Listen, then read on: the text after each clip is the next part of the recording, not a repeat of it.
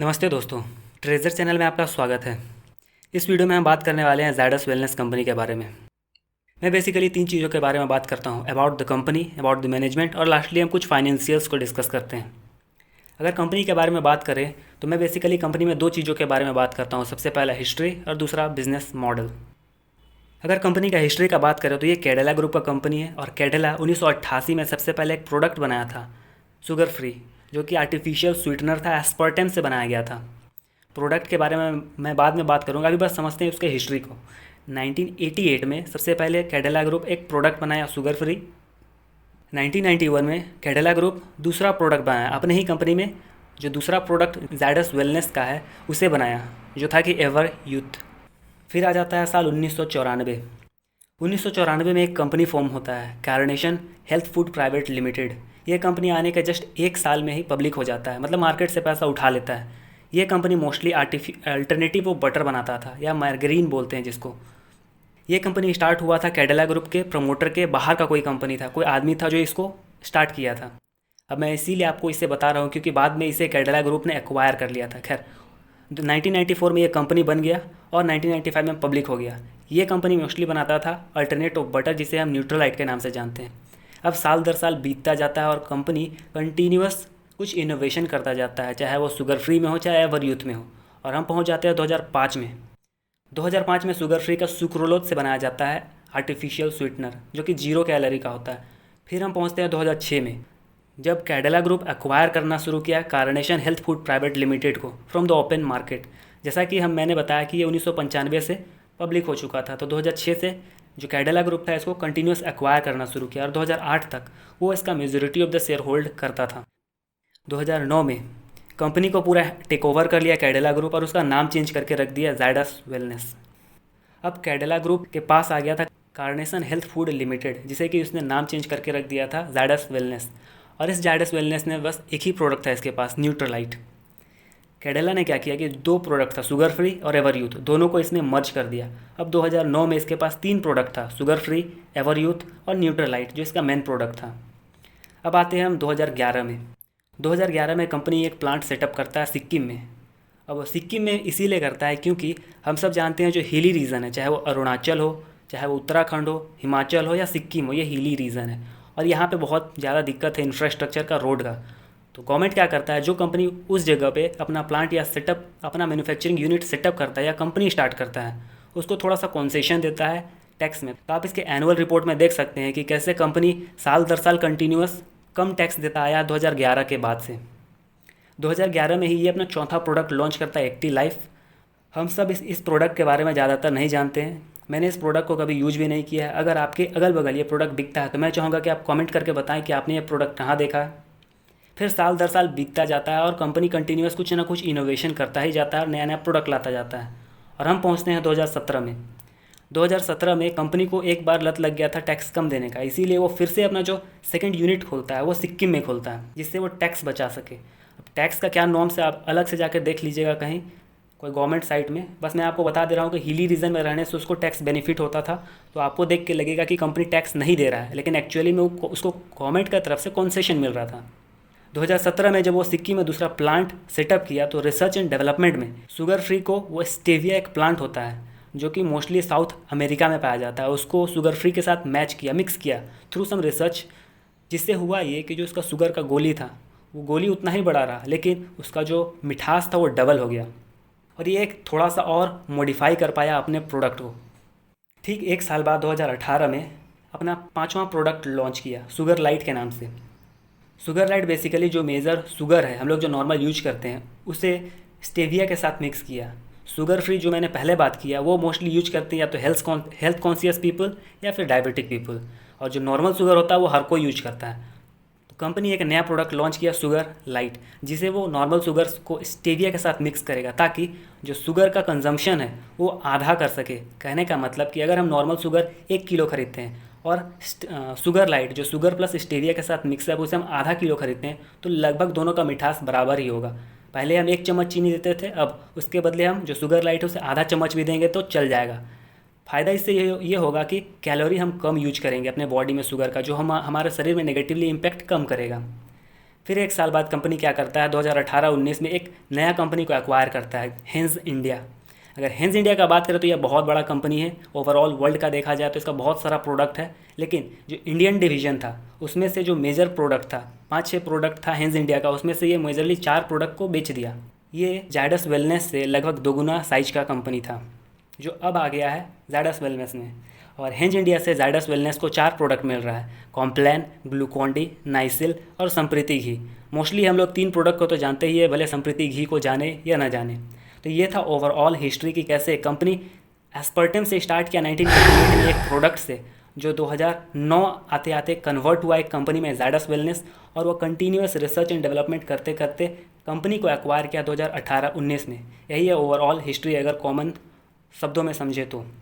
अब हम बात करते हैं कंपनी के बिजनेस मॉडल के बारे में। अगर कंपनी का बिजनेस मॉडल का बात करें तो मैं सबसे पहले चेक करता हूँ रेवेन्यू, कि कौन सा प्रोडक्ट कितना % कॉन्स्टिट्यूट कर रहा है रेवेन्यू का। आप सब क्लियरली देख सकते हैं कि ग्लूकॉन-डी जो सबसे ज़्यादा कॉन्स्टिट्यूट कर रहा है 31% ऑफ द रेवेन्यू। फिर आता है शुगर फ्री और कॉम्प्लान जो कॉन्स्टिट्यूट कर रहा है 19% ऑफ द रेवेन्यू। फिर है नाइसिल जो 14% है। फिर है न्यूट्रलाइट जो 7% है। फिर है एवरयूथ का 2 प्रोडक्ट पील ऑफ और स्क्रब जो कॉन्स्टिट्यूट करता है 5% और 2% ऑफ द रेवेन्यू। और लास्टली है संप्रीति घी जो कॉन्स्टिट्यूट करता है लगभग 4% ऑफ द रेवेन्यू। अब हम बारी बारी से एक एक प्रोडक्ट के बारे में समझते हैं। सबसे पहले हम बात करते हैं 31% ग्लूकॉन-डी के बारे में। हम सब ये जानते हैं कि ग्लूकॉन-डी नंबर 1 है मार्केट में, उसका कोई अपोनेंट या कॉम्पिटिटर डायरेक्ट नहीं है। हाँ, ये माना जा सकता है कि पिछले कुछ सालों में इसका जो ग्रोथ हुआ है वो बहुत स्लो हुआ है, बिकॉज मैनेजमेंट इसको नेग्लेक्ट करता आया कंटिन्यूस। और ये एक सीजनल प्रोडक्ट है। सीजनल कहने का मतलब कि ये लगभग 3 या 4 महीना ही रेवेन्यू में कंट्रीब्यूशन देता है और गर्मी में बिकता है। सीजनल बेसिकली कहने का मतलब है कि ये गर्मी में बिकता है और रेवेन्यू में इसका कंट्रीब्यूशन लगभग 3 या 4 महीने ही रहता है। अगर इसके कॉम्पिटिटर का बात करें तो है ग्लूकोज-डी जो डाबर का है और ग्लूकोवीटा जो विप्रो का है। अगर डायरेक्ट कंपटीशन का बात करें तो ना ही डाबर ना ही विप्रो इसको डायरेक्ट कंपटीशन दे रहा है। आप मार्केट में जाकर पता भी कर सकते हैं इस चीज़ के बारे में।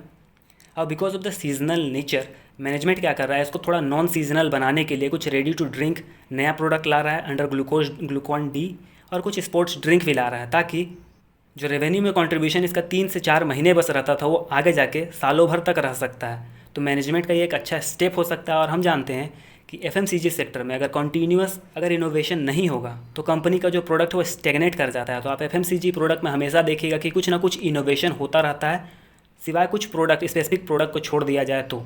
इसीलिए मैनेजमेंट भी ग्लूकॉन-डी में थोड़ा बहुत इनोवेशन करके इसको थोड़ा मॉडिफाई करने का कोशिश कर रहा है। जायडस वेलनेस का दूसरा प्रोडक्ट है शुगर फ्री जो कॉन्स्टिट्यूट करता है approximately 19% of the revenue. Mostly इसका सेल्स होता था 80% से ज़्यादा सेल्स होता था पहले फार्मेसी से, या बोले तो दवा दुकान से। अब क्या हो गया है कि इसका ज़्यादातर सेल्स रिटेल से हो रहा है। फार्मेसी से तो हो ही रहा है, लेकिन अब रिटेल कॉन्सेंट्रिक ज़्यादा हो गया है, क्योंकि पहले इसको यूज करता था मोस्टली डायबिटिक, और प्रमोटर या बोले कि कंपनी इतना ज़्यादा इसका एडवर्टाइजिंग किया जिसकी वजह से ये हेल्थ कॉन्शियस पीपल के माइंड में आया कि हम लोग भी इसको यूज कर सकते हैं, कंज्यूम कर सकते हैं, ताकि हम अपना कैलोरी जो है इंटेक उसको कम कर सकें। कंपनी जैसा कि हम सब जानते हैं कि 1988 में सबसे पहला जो एस्पर्टेम का शुगर आया था। फिर ये कंटिन्यूस इनोवेशन हर साल कुछ करता रहा है, जैसे कि कुछ सालों में ये सुक्रोलोज लाया, उसके बाद कुछ फ्लेवर लाया, अभी जैसे ये स्टेविया के साथ मिक्स किया है, और शुगर फ्री में अभी ये कुछ वेदा या शुगर फ्री वेदा का एक नया प्रोडक्ट लाया जिसमें ये इलायची, नीम या लेमन को ऐड करेगा ताकि और फ्लेवर ऐड कर सके वेद के फॉर्म में। अगर और इनोवेशन का इसमें बात करें तो मैनेजमेंट अभी थोड़ा बहुत इंटर किया है इसमें शुगर फ्री चॉकलेट के फॉर्म में। आप मार्केट में जाइएगा तो अभी आपको उतना दिखेगा नहीं, लेकिन आने वाले कुछ सालों में आप देख सकते हैं कि शुगर फ्री चॉकलेट भी आ गया है शुगर फ्री के नाम से। कुछ लोगों का मानना है कि चॉकलेट में शुगर का कंटेंट वैसे भी कम रहता है और उसमें कोको का कंटेंट ज़्यादा रहता है, तो इससे कोई फ़ायदा नहीं होगा शुगर फ्री को चॉकलेट में इंटर करने का। लेकिन हम सब जानते हैं कि हम लोग कोई भी सामान जब खरीदते हैं तो हम लोग परसेप्शन से खरीदते हैं। हम लोग अगर कोई चॉकलेट भी खरीदते हैं तो थोड़ा परसेप्शन हम यूज करते हैं कि अगर हमको दिख जाता है वहाँ शुगर फ्री तो हम कंसिडर कर लेते हैं कि इसमें शुगर का कंटेंट कम होगा जो हमारे बॉडी को कम इम्पैक्ट करेगा। तो हो ना हो ये ह्यूमन परसेप्शन को थोड़ा सा पेनिट्रेट करने के लिए शुगर फ्री प्रोडक्ट से चॉकलेट निकालने का मैनेजमेंट का प्लान है। खैर ये तो बाद में पता चलेगा ये सक्सेस करेगा या नहीं करेगा। अभी का बात करें तो इसका जो मेजर कॉम्पिटिटर है वो है स्वीट एंड हेल्थ जो विप्रो का है, कैलोरी जो मैनकाइंड का है, और इक्वल जो मेडिसेंट का है। अगर कॉस्ट का बात करें इन चारों प्रोडक्ट का, अगर कॉस्ट का बात करें तो पर टेबलेट का कॉस्ट जो सबसे कम कॉस्ट होता है वो शुगर फ्री का ही होता है। ये था ओवरऑल शुगर फ्री के बारे में। अब हम बात करते हैं थोड़ा सा इसी में शुगर लाइट के बारे में। हम सबको पता है कि शुगर का कंजम्पशन इंडिया में बहुत ज़्यादा है। अगर एक एस्टिमेट के हिसाब से माने तो ऐसा माना जाता है कि इंडिया में शुगर कंजम्पशन है लगभग 1 लाख करोड़ का बाय प्राइस, कि 1 लाख करोड़ का शुगर इंडियन खा जाते हैं एक साल में। अगर इसमें से हाउस होल्ड कंजम्पशन देखें तो लगभग 34,000 के आसपास है। और हम लोग जानते हैं कि जो सब्सटीट्यूट है शुगर का, चाहे वो शुगर फ्री हो या कुछ और हो, वो लगभग है 300 से 400 करोड़ के आसपास। तो मैनेजमेंट क्या किया है कि अभी नॉर्मल शुगर को थोड़ा ब्रांडिंग करने का कोशिश किया। वो पहले इसको स्टेविया के साथ मिक्स किया ताकि जो कैलोरी है उसको कम कर सके, और इसको थोड़ा सा ब्रांडिंग करने का कोशिश किया। जैसे टाटा नमक के साथ किया, वैसे ही ये शुगर के साथ करने का कोशिश कर रहा है, क्योंकि यहाँ पे स्कोप बहुत ज़्यादा है। हर कंपनी अभी तक शुगर को एज अ कमोडिटी की तरह यूज़ किया है। कमोडिटी कहने का मतलब है कि उसमें कोई प्राइस आप अपने नाम से नहीं इंक्रीज कर सकते। जैसे हम कोई गाड़ी खरीदते हैं तो उसमें नाम से, हम गाड़ी का नाम से, जैसे रॉयल इनफील्ड है तो उसके नाम से हम गाड़ी में थोड़ा मार्जिन इंक्लूड कर सकते हैं। लेकिन अगर हम चीनी खरीदने जाते हैं और 4 दुकान में हमको कहीं 30, कहीं 32, कहीं 35 बोलता है, तो हम सबसे कम वाला को खरीदने जाएंगे, हम ब्रांड नहीं देखते हैं। तो वही क्रिएट करने का कोशिश कर रहा है मैनेजमेंट थोड़ा सा, by introducing the product sugar light. और इसका हम सब देख सकते हैं कि जो स्कोप है वो बहुत ज़्यादा है। 1 लाख करोड़ का टोटल शुगर कंजम्पशन है। अगर उसमें से अगर 10% भी अगर मार्केट कैप्चर कर लेता है तो काफ़ी बड़ा अमाउंट होगा शुगर लाइट का। और अगर शुगर फ्री का थोड़ा सा 1-2 पॉइंट भूल गया, ज़्यादातर जो इंडिया में शुगर फ्री बिकता है उसका 90 to 95% जो प्रोडक्ट बिकता है वो शुगर फ्री, मतलब ज़ायडस वेलनेस का बिकता है। और भी प्रोडक्ट है जैसे विप्रो का है या मैनकाइंड का है, उसका कंट्रीब्यूशन लगभग 5 से 7% में ही सिमट जाता है वो सब। तो ये नंबर 1 है, लीडर है, और इसको फर्स्ट एज मूवर का एडवांटेज भी मिलता है। और इसका नाम जो सबसे इंपॉर्टेंट है, शुगर फ्री, जैसा कि नाम से ही रिप्रेजेंट होता है, इस टाइप का इसका नाम से ही रिप्रेजेंट होता है। जबकि जो इसके कॉम्पिटिटर है, चाहे वो कैलोरी हो, चाहे वो इक्वल हो, चाहे स्वीट एंड हेल्थ हो, सब में आप देख सकते हैं कि नाम से उस तरीके का पता नहीं चलता है कि इसमें कैलोरी है या नहीं है। और जबकि शुगर फ्री नाम से ही रिप्रेजेंट करता है कि इसमें कैलोरी, ये शुगर से मुक्त है। थोड़ा सा परसेप्शन क्रिएट करता है जिससे जो सेलिंग है एज़ कम्पेयर टू अदर्स इसका ज़्यादा बढ़ता है। तो ये था ओवरऑल शुगर फ्री के बारे में और शुगर लाइट के बारे में। अब बात करते हैं इसके तीसरे प्रोडक्ट के बारे में, जो कि है कॉम्प्लान, जो कॉन्स्टिट्यूट करता है अप्रॉक्सीमेटली 19% ऑफ द रेवेन्यू। ये बेसिकली माल्ट समझा जाता है, माल्ट बेवरेज इसको समझा जाता है। तो इसका जो ओवरऑल जितना माल्ट बिकता है उसमें से इसका कंट्रीब्यूशन मात्र 5.4% है, जो एक समय 10% के आसपास होता था। तो ये कंटिन्यूस अपना मार्केट लूज़ करता आया फ्रॉम हॉर्लिक्स या बूस्ट या बॉर्नवीटा, जिससे आप चाहें कंपेयर कर सकते हैं। इसका जो मेजर कॉम्पिटिटर है एचयूएल है, जिसका प्रोडक्ट है हॉर्लिक्स, जो ओवरऑल माल्ट मार्केट का 43% कॉन्स्टिट्यूट करता है। फिर है बूस्ट, जो एचयूएल का ही है और वो कॉन्स्टिट्यूट करता है 11% of the overall malt market. फिर है बॉर्नवीटा, जो मॉन्डेलेस का है, जो कॉन्स्टिट्यूट करता है अप्रॉक्सीमेटली 15% ऑफ द रेवेन्यू। अगर पिछले कुछ सालों का रिकॉर्ड देखें तो माल्ट मार्केट को बहुत कोई समझते हैं कि ये स्टेगनेट कर गया है। लेकिन अगर आप एक नए प्रोडक्ट का बात करें, एबोटा का एक नया प्रोडक्ट आया पीडियाश्योर, जो कि बहुत तेज़ी से ग्रो कर रहा है एज़ कम्पेयर टू कोई अदर प्रोडक्ट, हॉर्लिक्स, बूस्ट या बॉर्नवीटा का बात करें तो माल्ट मार्केट ऐसे देखने से लगता नहीं है कि अगर इनोवेशन किया जाए तो स्टेगनेट किया है। बस ये डिपेंड करता है कंपनी टू कंपनी। जैसे पीडियाश्योर कंटिन्यूस अपना प्रोडक्ट को ग्रो करने में कामयाब रहा है। अगर रिसर्च एंड डेवलपमेंट का बात करें, मैनेजमेंट ने कॉम्प्लेन में क्या किया है, तो अभी तक कुछ खास कॉम्प्लेन में नया प्रोडक्ट का बात आया नहीं है मैनेजमेंट के द्वारा। और हम देख सकते हैं कि कॉम्प्लेन हॉर्लिक्स में कंटिन्यूस फाइट होते रहता है कोर्ट में। तो आप ये चेक कर सकते हैं। अगर आपको नहीं पता कहाँ पे आप चेक करें तो मैं आपको डिस्क्रिप्शन में लिंक दे दूंगा, आप उसे जाके पढ़ लीजिएगा कि कंपनी हॉर्लिक्स और कॉम्प्लेन में कंटिन्यूस बैटल होता रहता है। लास्ट चीज़ मैं आपको ये बता दूं कि कॉम्प्लेन का जो पुराना मार्केट था उसे फिर से कैप्चर करने के लिए मैनेजमेंट थोड़ा सा एडवर्टाइजिंग में ज़्यादा खर्च कर रहा है, ताकि उसका जो पुराना कैप्चर्ड मार्केट था उसे फिर से कैप्चर कर सके। अब हम बात करते हैं नाइसिल का, जो कॉन्स्टिट्यूट करता है अप्रॉक्सीमेटली 14% ऑफ द रेवेन्यू।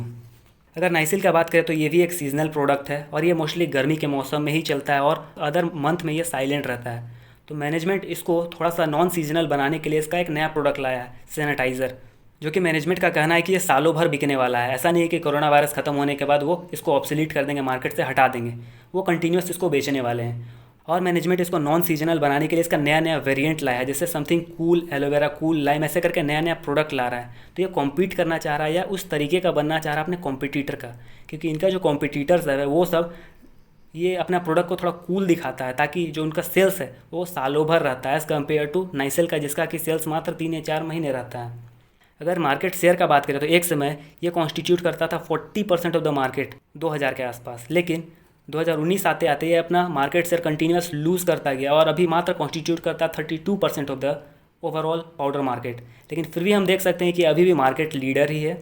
अगर इसके कॉम्पिटिटर का बात करें तो ये आईटीसी है, पॉन्ड्स है, इमामी है, कुछ फार्मास्यूटिकल्स कंपनी का भी प्रोडक्ट आता है जिसका आप एडवर्टाइज सब देखते ही होंगे। तो ओवरऑल देखा जाए तो इसका कंपटीशन बहुत ज़्यादा प्लेयर से है। लेकिन हम सब जानते हैं कि नाइसिल को समझा जाता था एक कैक्टस प्रोडक्ट जो आने वाले कुछ सालों में अपने आप को थोड़ा कन्वर्ट करता नज़र आ रहा है, क्योंकि जैसे ये नया नया प्रोडक्ट पिछले 2 सालों में लॉन्च किया, इसका जो मार्केट शेयर था जो 32% हुआ करता था 2 साल पहले, अभी वो बढ़ के 34.4% हो गया। तो हम कंटिन्यूस देख रहे हैं कि मार्केट ये गेन करता जा रहा है मोमेंटम। ये था ओवरऑल नाइसिल के बारे में। अब हम बात करते हैं न्यूट्रलाइट के बारे में, जो मैनेजमेंट को मिला था carnation health food private limited को एक्वायर करने के बाद। ये बेसिकली अल्टरनेट ऑफ बटर बनाता है। इसका 2 प्रोडक्ट है, एक टेबल स्प्रेड जो अल्टरनेट ऑफ बटर बनाता है और एक है मैर्गरीन।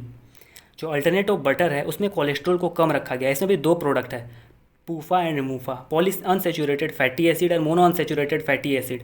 ये बेसिकली जो बटर है उसका कोलेस्ट्रॉल लेवल उसको कम किया जाता है इसमें, और ताकि ये बॉडी को नेगेटिवली इम्पैक्ट ना करे कोलेस्ट्रॉल, और इसमें थोड़ा सा टेस्ट ऐड किया जाता है। अगर मैर्गरीन का बात करें तो ये बटर की तरह है लेकिन ये आर्टिफिशियल बटर है। इसमें कोलेस्ट्रॉल का कंटेंट एकदम जीरो होता है। ये वेजिटेबल घी के द्वारा बनाया गया है और इसको मोस्टली रेकमेंड किया जाता है हार्ट पेशेंट के लिए। अगर इसका सेलिंग का बात करें, न्यूट्रलाइट का मोस्ट ऑफ द प्रोडक्ट है वो इंस्टीट्यूशन के थ्रू बिकता है और 30% रिटेल के थ्रू। अगर इसके कॉम्पिटिटर का बात करें तो इसका जो मेजर कॉम्पिटिटर है वह अमूल है, ब्रिटानिया है। अगर इनोवेशन का बात करें तो न्यूट्रलाइट में ऐसा कुछ खास रिसर्च एंड डेवलपमेंट मैनेजमेंट कर नहीं रहा। अभी हाल फिलहाल में देखा गया है कि जो संप्रीति घी के अंदर घी जो बेचता था मैनेजमेंट, उसे वो उठा के अभी लेते आया है न्यूट्रलाइट में, और न्यूट्रलाइट के अंदर वो घी बेचने वाला है मैनेजमेंट। तो आप देख सकते हैं कि न्यूट्रलाइट का एक घी भी आने वाला है जो मार्केट को सर्व कर सकता है आने वाले कुछ सालों में। सक्सेस करेगा या नहीं ये बात का बात है, मैनेजमेंट कर क्या रहा है मैं आपको वो बता रहा हूँ। तो ये था ओवरऑल न्यूट्रलाइट के बारे में। अब हम बात करते हैं एवर यूथ के बारे में, जो कॉन्स्टिट्यूट करता है अप्रॉक्सीमेटली 7% ऑफ द रेवेन्यू। इसका मोस्टली 3-4 प्रोडक्ट है। अगर 3-4 प्रोडक्ट का बात करें तो सबसे पहला है पील ऑफ जो कॉन्स्टिट्यूट करता है 5% ऑफ द रेवेन्यू। उसके बाद है स्क्रबर जो कॉन्स्टिट्यूट करता है 2% ऑफ द रेवेन्यू। और अभी नया नया स्टार्ट किया है टैन रिमूवर और फेस वॉश जो उतना कुछ खास कॉन्स्टिट्यूट नहीं करता है रेवेन्यू में। तो हम पील ऑफ के बारे में पहले बात करते हैं कि होता क्या है ये। पील ऑफ बेसिकली होता है कि आप चेहरे में उसे लगा देते हैं, उसके बाद कुछ देर रखने के बाद उसे प्लास्टिक की तरह उचाड़ते हैं। बहुतों को ये पता नहीं होगा कि होता क्या है। बेसिकली बस इतना समझिए कि डेड सेल्स बॉडी में जो चेहरे पे जो हो जाता है उसे निकालने के लिए एक चिपका के फिर से खींच के निकाला जाता है ताकि बॉडी क्लियर हो। ये होता है पील ऑफ। स्क्रबर होता है थोड़ा दाना दाना टाइप का क्रीम रहता है जिसे लगा के रगड़ा जाता है ताकि जो डेड सेल है वो क्लियर हो। फिर आता है face wash. Face wash normal साबुन टाइप का ही मान के चलिए, ये वही है उसी टाइप का। स्क्रबर और फेस वॉश में अंतर ये है कि स्क्रबर को हम वीक में 2 बार या 3 बार यूज कर सकते हैं, उससे ज़्यादा करेंगे तो चेहरा में रैशेस हो सकता है, जबकि फेस वॉश हम कंटिन्यूस यूज कर सकते हैं डेली। तो इससे हमको ये पता चलता है कि स्क्रबर का जो सेल्स है वो as compare to face wash बहुत कम है मार्केट में, हम देख सकते हैं इसको भी। अगर इसका प्रेजेंस का बात करें तो ये 1991 से एवर यूथ मैनेजमेंट के पास में है। लगभग इसको 28-30 साल का एक्सपीरियंस है मैनेजमेंट को इस बिज़नेस को चलाने का। मैनेजमेंट कंटिन्यूस इसमें नया नया प्रोडक्ट इंक्लूड करता जाता है। कुछ अभी हाल फिलहाल में नेचुरल ऐड कर रहा है, जैसे कुछ एलोवेरा, पपाया, लाइम, ऐसे करके नया नया प्रोडक्ट कंटिन्यूस ऐड करता जा रहा है। अगर मार्केट शेयर का बात करें तो पील ऑफ और स्क्रब का मेजर बहुत सारा मार्केट शेयर कैप्चर किया हुआ है, लेकिन जो ओवरऑल मार्केट का साइज़ है वो बहुत छोटा है पील ऑफ और स्क्रबर का एज़ कम्पेयर टू करें तो फेस वॉश का, जिसका कि मार्केट बहुत ज़्यादा बड़ा है और मार्केट बहुत कम कैप्चर किया हुआ है फेस वॉश के सेगमेंट में एवर यूथ का। तो यहाँ पे इसके पास स्कोप बहुत है, लेकिन एवर यूथ को बहुत कंपटीशन फेस करना पड़ सकता है। अगर बात करें तो ये बहुत सारा ब्यूटी इन्फ्लुएंसर्स का साथ टैग किया है ताकि इसके प्रोडक्ट को थोड़ा इन्फ्लुएंस मिल सके, और ये कैंपेन बहुत सारा चलाता है। और ई कॉमर्स में इसका जो प्रेजेंस थोड़ा सा बढ़ा है पिछले कुछ सालों में। आप ये ऑनलाइन चेक कर सकते हैं, वेबसाइट चाहे आप अमेजन जाएँ चाहे फ्लिपकार्ट जाए तो आपको वहाँ दिख जाएगा। अगर इसका कॉम्पिटिटर का बात करें तो इसका मेजर कॉम्पिटिटर है पॉन्ड्स, फेयर एंड लवली जो कि एचयूएल का है, चाहे निविया हो, चाहे गार्नियर हो जो लॉरियल्स का है, या बोरोप्लस हो जो इमामी का है। तो आप क्लियरली देख सकते हैं कि इसका जो कॉम्पिटिटर है वो बड़े बड़े प्लेयर हैं, तो मार्केट को यहाँ ग्रो करने में इसको थोड़ा दिक्कत हो सकता है। तो ये था ओवरऑल एवर यूथ के बारे में। अब हम बात करते हैं संप्रीति घी के बारे में, जो कॉन्स्टिट्यूट करता है अप्रॉक्सीमेटली 4% ऑफ द रेवेन्यू। अगर संप्रीति घी के बारे में बात करें तो ये नॉर्मल आपको मार्केट में बिकते नहीं दिखेगा। ये मोस्टली बिकता है हॉरेक्स में। हॉरेक्स कहने का मतलब है कि होटल, रेस्टोरेंट या कैंटीन, यही तीनों जगह मोस्टली ये बिकता है और इसे कंसीडर किया जाता है कि ये B2B मार्केट को सर्व करता है। ये डायरेक्ट रिटेल में उतना कुछ खास मार्केट पकड़ नहीं बना पाया। इसीलिए मैनेजमेंट क्या किया कि संप्रीति घी का जो घी ब्रांड है उसको उठाकर न्यूट्रलाइट में इंक्लूड कर दिया है, ताकि कम से कम रिटेलर्स के पास न्यूट्रलाइट नाम से, अगर जो इसको भरोसा करते हैं न्यूट्रलाइट के नाम से, वो इसे खरीदें। अगर रिसर्च एंड डेवलपमेंट का बात करें तो संप्रीति घी में मैनेजमेंट कुछ खास रिसर्च एंड डेवलपमेंट किया नज़र नहीं आ रहा है। जैसा कि हम सब जानते हैं कि FMCG fast moving consumer goods जो भी कंपनी है जो एफएमसीजी में है वो कंटिन्यूस इनोवेशन करता जाता है, नया नया प्रोडक्ट लाता जाता है। अगर वो नया प्रोडक्ट नहीं लाएगा तो उसका मार्केट स्टेगनेट कर जाएगा और ग्रो नहीं हो पाएगा। तो हम कंटिन्यूस ज़ायडस वेलनेस के केस में देख रहे हैं कि वो कंटिन्यूस इनोवेशन करता जा रहा है और नया नया प्रोडक्ट मार्केट को दे रहा है। अगर इसका रिसर्च एंड डेवलपमेंट का बात करें तो ये लगभग 1.8% ऑफ द रेवेन्यू खर्च करता है। तो हम क्लियरली देख सकते हैं कि ये कहाँ खर्च कर रहा है। जैसे शुगर फ्री में चॉकलेट उतार रहा है, एवर यूथ में नया नया सेगमेंट टच कर रहा है, चाहे वो नेचुरल में हो, न्यूट्रलाइट में कुछ कुछ इनोवेशन कर रहा है, ग्लूकॉन-डी में कर रहा है, कॉम्प्लान में तो खैर नहीं कर रहा है, नाइसेल में कर रहा है और संप्रीति घी में नहीं कर रहा है। तो ये कुछ कुछ जगह इनोवेशन कर रहा है ताकि मार्केट को थोड़ा सा बेटर सर्व कर सके और अपना जो रीच है प्रोडक्ट का रीच वो बढ़ा सके। इसको और एक फ़ायदा ये होगा कि बिकॉज इसका प्रेजेंस फार्मेसी सेक्टर में बहुत ज़्यादा है, because of the Cadila as a parent company, तो ये जो सारा प्रोडक्ट है इन सारा प्रोडक्ट को ये अगर संप्रीति घी को और न्यूट्रलाइट को छोड़ दिया जाए तो बाकी प्रोडक्ट फार्मेसी से आराम से बिक सकता है और इसका पहुंच बहुत ज़्यादा दूर तक है, जिससे इसको सेल्स ज़्यादा मिलने का चांसेस है। अगर एडवर्टाइजिंग का बात करें तो मैनेजमेंट कंटिन्यूस एडवर्टाइजिंग में ज़्यादा खर्चा कर रहा है पिछले मैनेजमेंट से अगर कंपेयर करें तो इससे होगा ये कि इसका जो इमेज है, ब्रांड का जो इमेज है वो ग्रो होने में उसको ज़्यादा समय नहीं लगेगा। बहुत बार ऐसा होता है कि प्रोडक्ट तो बहुत बढ़िया रहता है लेकिन बिकॉज वो एडवर्टाइजिंग नहीं होता है तो जिसके वजह से वो मार्केट से धीरे धीरे घटने लगता है। जैसे कि कोका कोला के केस में हम देखते हैं कि वो हमेशा अपने आप को एसोसिएट करता है विद सम अच्छे चीज़ों से, जैसे कि कुछ स्पोर्ट्स हुआ, कुछ बड़ा चीज़ हुआ या कुछ म्यूज़िक हुआ, उसे एसोसिएट करता है। तो हम लोग का दिमाग उसी एसोसिएशन की तरह काम करता है, हम हर चीज़ को किसी ना किसी चीज़ से एसोसिएट करते हैं। तो हम क्लियरली देख सकते हैं कि एडवर्टाइजिंग में मैनेजमेंट खर्च कर रहा है और नया नया तरह का एडवर्टाइज ला रहा है जिससे कि वो एसोसिएट कर सके अपने प्रोडक्ट को उसके थ्रू। अगर इसका डिस्ट्रीब्यूशन का बात करें तो जब ये 2018 से पहले का बात करते हैं ज़ायडस वेलनेस का, तो उस समय इसका डिस्ट्रीब्यूशन डायरेक्ट डिस्ट्रीब्यूटर तक पहुंचता लगभग 500 से लेकर 800 के आसपास था। लेकिन जब हेंज इंडिया को एक्वायर कर लिया तो उसका डिस्ट्रीब्यूशन सिस्टम भी इसके पास आ गया जो लगभग डबल ट्रिपल हो गया है, लगभग 1500 से 2000 तक इसका डिस्ट्रीब्यूशन हो गया। अगर ओवरऑल रिटेल आउटलेट का बात करें तो ये लगभग 18 से 20 लाख के आसपास डायरेक्ट रिटेल को सर्व करने का पावर रखता है। अब समझते हैं कि हेंज इंडिया ने अपने सारे जो मेजर प्रोडक्ट है उसको बेचा क्यों। अगर ये प्रोडक्ट अब इतना ही अच्छा रहता तो हेंज इंडिया बेचता क्यों। हेंज इंडिया का बेसिकली मानना था कि वो एक या दो प्रोडक्ट को मोस्टली प्रेफर करेगा क्योंकि इसका जो सेल्स डिवीजन था वो ठीक से प्रोडक्ट बेच नहीं पा रहा था, वो एडवर्टाइजिंग नहीं कर पा रहा था, जिसके वजह से इसका जो चारों प्रोडक्ट था, चाहे वो ग्लूकॉन-डी हो, चाहे वो संप्रीति घी हो या नाइसेल हो या कॉम्प्लान हो, उसका आप देखेंगे तो कंटिन्यूस ग्रोथ रेट बहुत कम हो गया था और कुछ कुछ का तो डिक्रीज़ होना लगा था बिकॉज ये उतने अच्छे तरीके से रिसर्च एंड डेवलपमेंट में खर्च नहीं कर रहे थे और एडवर्टाइजिंग में खर्च नहीं कर रहे थे, जिसके वजह से हेंज इंडिया को काफ़ी लॉस झेलना पड़ रहा था। अभी हेंज इंडिया के पास कैचअप कंपनी है जिसे उसने अपने पास रखा है और उसका कहना है कि वो इसी कैचअप कंपनी को, किस कैचअप प्रोडक्ट को ही ग्रो करने वाले हैं। अगर थोड़ा सा प्रीवियस एक्विजिशन का बात करें एफएमसीजी सेक्टर में तो कुछ रहा है अच्छा, कुछ ख़राब रहा है। ऐसा नहीं है कि अगर एफएमसीजी को एक्वायर किया तो बहुत अच्छा हिस्ट्री रहा है, कुछ में अच्छा रहा है, कुछ में ख़राब रहा है। क्लियरली देख लीजिएगा इस डेटा को। तो ये था ओवरऑल बिजनेस मॉडल के बारे में। अब हम बात करते हैं मैनेजमेंट के बारे में। मैनेजमेंट में मैं सबसे पहले चेक करता हूँ शेयर होल्डिंग पैटर्न। अगर कंपनी का शेयर होल्डिंग पैटर्न का बात करें तो जब से ये इस कंपनी को एक्वायर किया है 2009 से, तो ये कंटिन्यूस अपना जो शेयर होल्डिंग पैटर्न था उसको 72% पे एकदम कांस्टेंट रखा था। लेकिन 2018 में जब ये एक्वायर किया हेंज इंडिया को तो ये थोड़ा सा डाइल्यूट किया था अपना शेयर्स को ताकि ये पैसा उठा सके और कुछ जो पोर्सन है वो अपना इक्विटी को अपना प्रमोटर को दे दिया था, जिसके वजह से इसका जो डाइल्यूशन है वो उतना नहीं हुआ। थोड़ा सा छोटे शब्दों में समझे तो ये अपना इक्विटी को थोड़ा ज़्यादा डाइल्यूट किया है, जितना कि आपको दिख रहा है 67% आपको दिख रहा है। लेकिन 67% इसीलिए दिख रहा है क्योंकि इसका जो प्रमोटर ग्रुप है वो थोड़ा सा शेयर खरीद लिया है, जिसकी वजह से 72 से मात्र 67% पे गया। नहीं तो आपको यहाँ पे जो डिफरेंस है थोड़ा ज़्यादा दिख सकता था। तो मेरे हिसाब से कंपनी काफ़ी बढ़िया है कि कंपनी कंटिन्यूअस स्टेगनेट रखा अपना शेयर होल्डिंग पैटर्न और जब एक्विजिशन करना हुआ तभी ये अपने शेयर को बेचा। तो यहाँ पे हम कह सकते हैं कि कंपनी काफ़ी बढ़िया है इक्विटी के हिसाब से देखें तो, कि अगर कंपनी कंटिन्यूअस इक्विटी डाइल्यूट करता जाता तो मुझे पसंद नहीं आता। अब हम बात करते हैं रेम्यूनरेशन का, या क्या है सैलरी।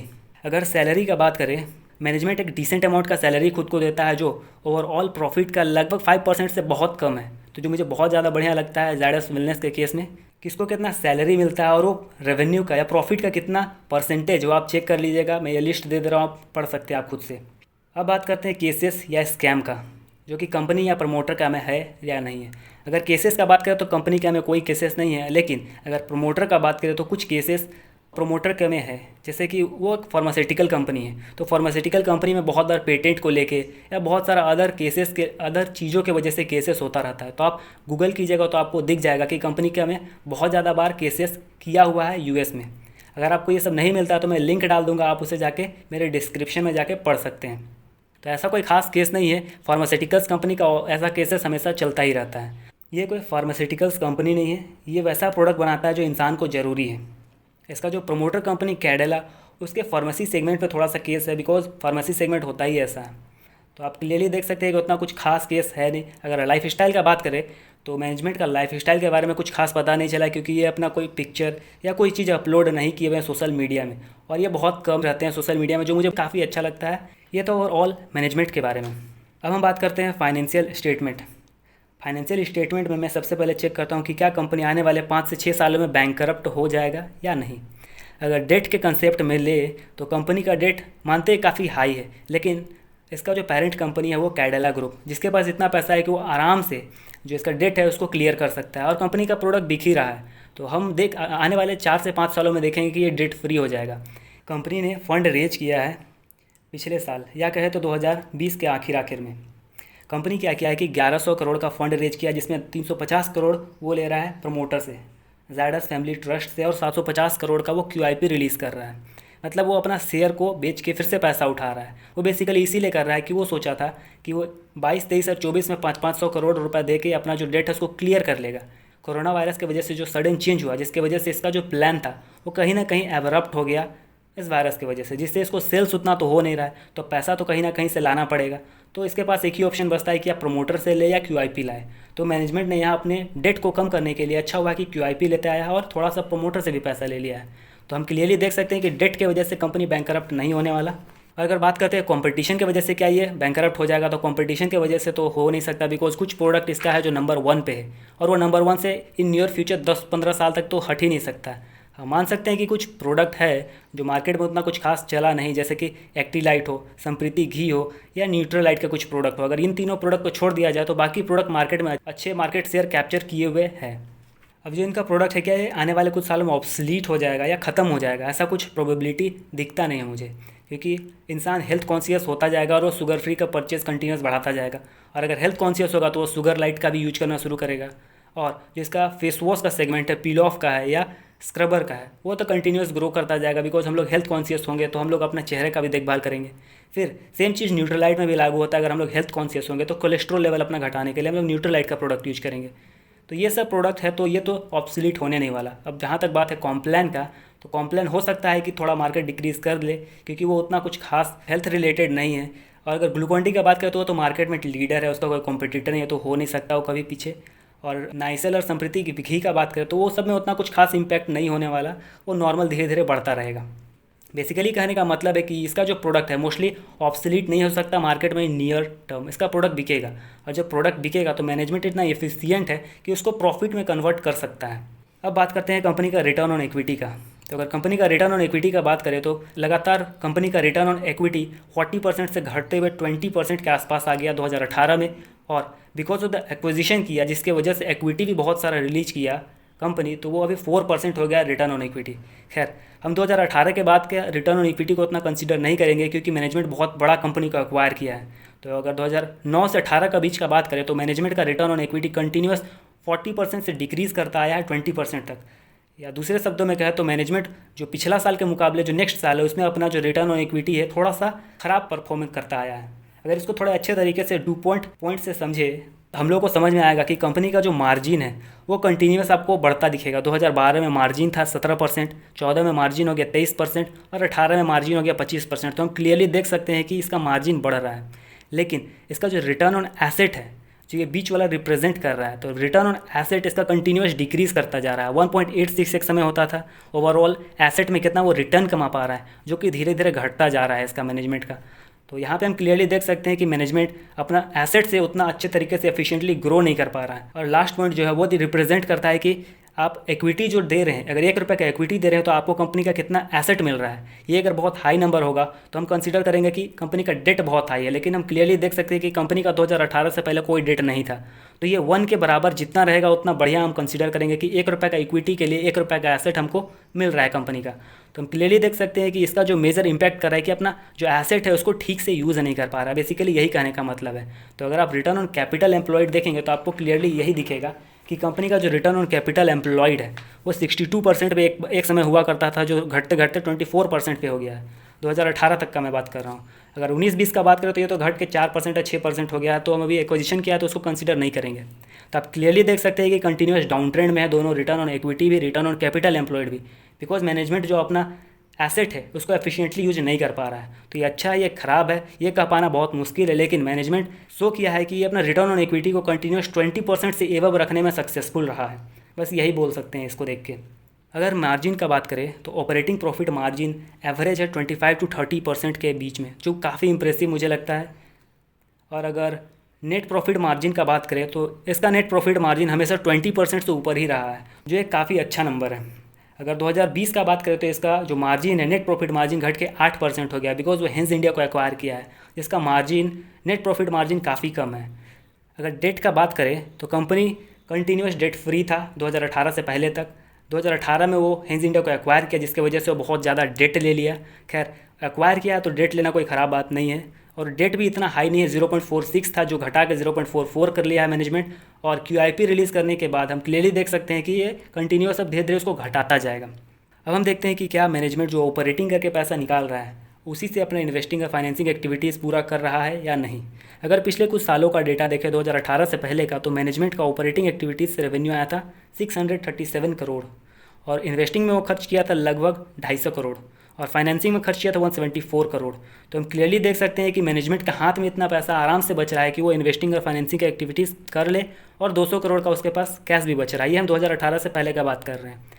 अगर उसके बाद का बात करें तो मैनेजमेंट एक्विजिशन किया, जिसकी वजह से ये थोड़ा सा गड़बड़ाया हुआ आपको लग रहा है। तो खैर उसको हम डिस्कस नहीं करेंगे, वो देखने का कोई फ़ायदा नहीं है। अब लास्टली बात करते हैं कि क्या इस वैल्यूएशन में ख़रीदने लायक है या नहीं है। अगर फ्री कैश फ्लो, सबसे पहले मैं बता दूं कि ऑनर्स अर्निंग क्या होता है।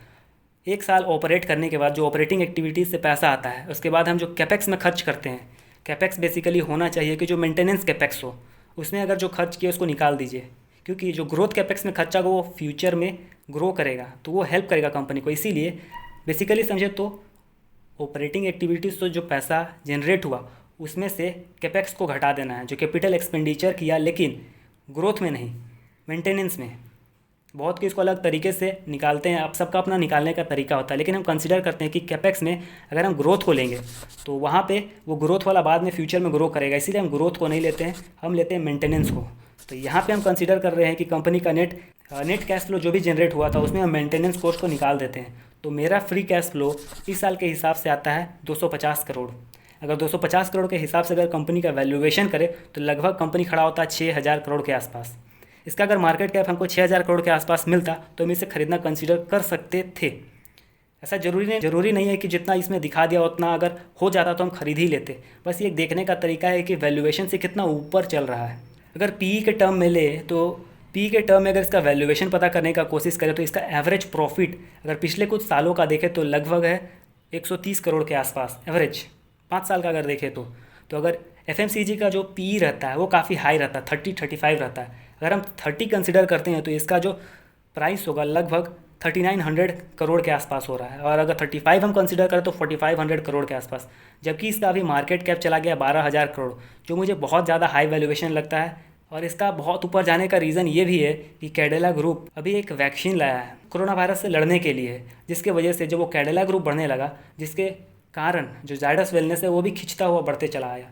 तो मुझे यहाँ पे कुछ खास इंटरेस्ट नहीं है इस पे इन्वेस्ट करने में, क्योंकि इसका जो वैल्यूएशन है बहुत ज़्यादा हाई है एज़ कम्पेयर टू जो मेरा कैलकुलेशन है, या नॉर्मली हम देखें इसके प्रॉफिट के हिसाब से तो भी बहुत हाई लगता है। तो ये था ओवरऑल जायडस वेलनेस के बारे में। मैंने बेसिकली समझाया आपको कंपनी के हिस्ट्री के बारे में, उसके बिजनेस मॉडल के बारे में, और बिजनेस मॉडल में मैनेजमेंट कर क्या रहा है। फिर मैंने बताया मैनेजमेंट के बारे में थोड़ा सा, और लास्टली मैंने बताया फाइनेंशियल्स के बारे में। मैंने कुछ टर्म को डिस्कस किया है, आप फाइनेंशियल्स को ठीक से देखें और उसे कुछ अपने तरीके से एनालाइज करना सीखें। मैं आशा करता हूँ कि आपको ये वीडियो पसंद आया है। अगर आपको वीडियो पसंद आया है तो मैं चाहूँगा कि आप इसे लाइक और इस चैनल को सब्सक्राइब कर दें। अगर आपको इसी तरीके का एनालिसिस चाहिए और आप चाहते हैं कि आपका भी कोई दोस्त इससे सीखे, तो मैं चाहूँगा कि आप उसे इस चैनल को रिकमेंड कर दें या आप इस वीडियो को शेयर कर दें। मेरे वीडियो में आखिरी तक बने रहने के लिए धन्यवाद दोस्तों।